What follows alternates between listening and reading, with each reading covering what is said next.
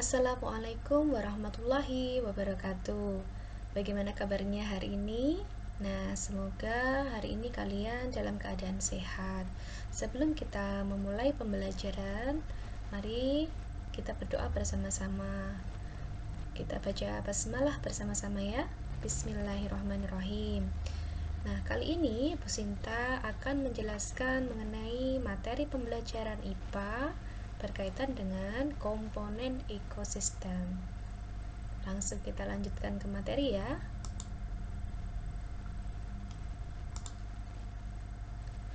Pengertian ekosistem dan jenis makanan hewan. Di sini pengertian dari ekosistem sendiri adalah interaksi antara makhluk hidup dan benda-benda tak hidup di sebuah lingkungan. Lalu, interaksi makhluk hidup ini apa saja ya? Interaksinya yaitu terkait dengan lingkungan. Lingkungan sendiri mempunyai arti adalah segala sesuatu yang berada di sekitar makhluk hidup. Dari sini lingkungan sendiri tersusun atas dua komponen, yaitu yang pertama adalah komponen abiotik. Komponen abiotik ini pengertiannya apa ya? Komponen abiotik ini pengertiannya adalah lingkungan dari komponen abiotik tak hidup. Terus yang selanjutnya, yang kedua adalah komponen biotik. Komponen biotik di sini adalah kebalikannya. Ya, komponen biotik ini adalah hidup. Kita lanjutkan. Contoh komponen penyusun lingkungan biotik. Apa saja ya? Komponen lingkungan penyusun biotik ini yaitu terdiri dari ada tumbuhan, hewan, dan makhluk hidup lainnya. Ini termasuk komponen biotik ya. Lanjutnya adalah komponen penyusun lingkungan abiotik. Abiotik ini kan tadi tak hidup ya. Berarti ada apa saja? Contohnya yaitu cahaya, matahari, air, udara, dan tanah. Kita lanjutkan. Hubungan antar komponen dalam ekosistem. Di sini hewan berdasarkan jenis tempat tinggalnya. Jadi komponen ekosistem ya, komponen yang ada yang berkaitan dengan ekosistem ini yaitu berdasarkan jenis tempat tinggalnya. Untuk hewan ini tempat tinggalnya itu ada 3 ya. Ada yang hewan yang hidupnya hanya di darat, lalu ada hewan yang hidupnya di air, berikutnya adalah hewan yang hidupnya di air dan di darat. Kira-kira dari yang hewan yang hidupnya di darat itu apa ya? Iya, benar, ada ayam, ada sapi, kerbau, dan lain sebagainya. Lalu kalau hewan yang hidup di air, tentu saja mereka tidak bisa lepas dari air ya, contohnya ikan. Lalu hewan yang hidup di air dan di darat, contohnya apa? Ini seperti kura-kura, dia di darat bisa hidup, di air juga bisa hidup. Buaya. Nanti silahkan mencari contoh yang lainnya. Lanjutnya, hubungan antar komponen dalam ekosistem. Hewan ini berdasarkan jenis makanannya. Tadi kalau berdasarkan jenis tempat tinggalnya ya, sekarang berdasarkan jenis makanannya. Berdasarkan jenis makanannya itu hewan itu dibagi menjadi beberapa bagian. Ada hewan yang tergolong ke dalam herbivora.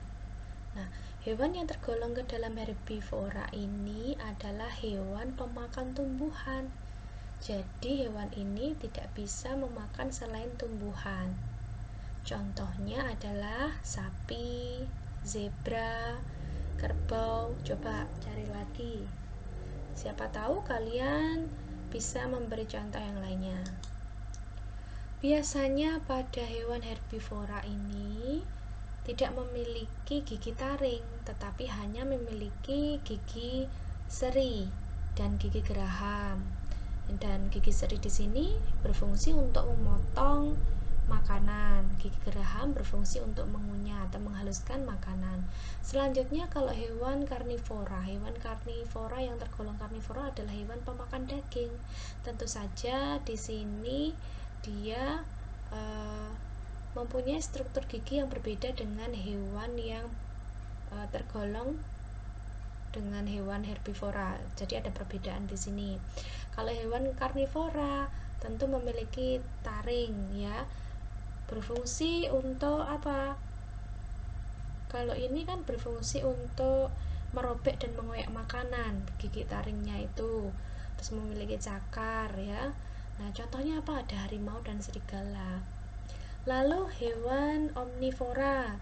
Hewan ini pemakan segalanya, daging mau, tumbuh-tumbuhan mau. Nah, ini adalah contohnya ada rakun dan kera. Nah, hewan omnivora ini memiliki gigi yang lengkap susunannya. Ada gigi taring, ada gigi geraham, dan ada gigi seri. Kita lanjutkan. Daur hidup hewan. Nah, daur hidup itu artinya adalah tahapan pertumbuhan dan perkembangan suatu hewan. Jadi alurnya seperti apa? Dari yang pertama dimulai, kalau manusia dari bayi, terus nanti bisa merangkak, lalu bisa berjalan, dan selanjutnya sampai menjadi seorang dewasa. Tapi kalau hewan, nah pertumbuhannya bagaimana? Di dalam daur hidupnya ada hewan yang mengalami perubahan bentuk dan juga ada yang tidak. Nah, hewan yang mengalami perubahan bentuk pada tahap tumbuh kembangnya disebut mengalami metamorfosis. Nah, jadi ya seperti itu ya. Kita lanjutkan. Berdasarkan perubahan bentuknya, metamorfosis dibedakan menjadi metamorfosis sempurna. Nah, perubahan bentuk tadi ya masih dibedakan lagi jadi metamorfosis sempurna. Kalau di sini metamorfosis sempurna itu apa? Terjadi ketika hewan mengalami perubahan bentuk yang sangat berbeda pada setiap tahap perkembangannya. Contoh hewannya itu ada katak, kupu-kupu, begitu ya. Di sini ada contoh proses daur hidup kupu-kupu. Nah, ini adalah salah satu hewan yang mengalami tahap perkembangan secara sempurna. Diawali dari kupu-kupu dewasa betina bertelur. Lalu setelah dia bertelur, telur ini berubah menjadi ulat. Lalu perubahan itu dari telur ke ulatnya berubah menjadi kepompong. Lanjutnya dari kepompong itu, kepompongnya retak dan menjadi kupu-kupu muda. Selanjutnya setelah jadi kupu-kupu muda, dia akan tumbuh menjadi kupu-kupu dewasa dan bertelur. Seperti itu tahapan siklus dari perkembangan kupu-kupu. Maka karena kupu-kupu mengalami perubahan tahap perkembangan, maka perubahannya ini termasuk metamorfosis sempurna. Kita lanjutkan. Di sini juga ada contoh yang lainnya, yaitu metamorfosis katak. Dari katak dewasa betina bertelur, lalu dari telur itu menjadi kecebong, berikutnya dari kecebong menjadi berudu, lalu ada berudu berkaki. Jadi berudu yang mengalami fase tahap perkembangan yang berbeda dengan memiliki kaki. Selanjutnya dari berudu berkaki menjadi katak muda tapi masih berekor. Lanjutnya dia menjadi katak dewasa dan akan bertahap seperti itu lagi. Berkembang biak mengalami tahap perkembangan, maka katak juga disebut sebagai metamorfosis sempurna. Kita lanjutkan. Jika yang tadi kita membahas metamorfosis sempurna, ya, sekarang kita membahas metamorfosis tidak sempurna. Metamorfosis tidak sempurna di sini terjadi pada hewan yang mengalami perubahan bentuk yang tidak terlalu berbeda pada setiap perkembangannya. Hewan kelompok ini tidak mengalami fase larva dan pupa. Contohnya apa? Ada kecoa, capung, dan belalang. Ini adalah contoh tahapan metamorfosis tidak sempurna. Ya, di sini ada telur, dari telur menetas menjadi nimfa 1,